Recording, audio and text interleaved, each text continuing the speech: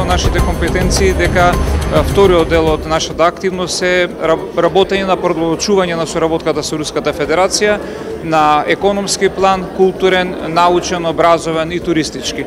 Вие забележавте во изминатиот период дека во областа на културата, економијата и туризмот навистина направивме нешто заеднички со општината Охрид.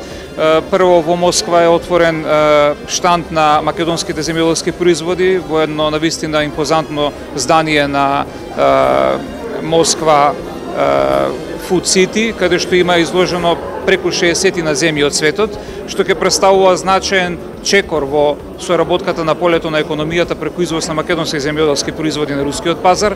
Потоа го промовиравме Охрид како навистина значаен туристички центар од повеќе аспекти пред руската јавност. Навистина тоа најде на еден голем прием, беа акредитирани голем број новинари и туроператори. Се надеваме дека во таа насока исто така нешто ќе направиме.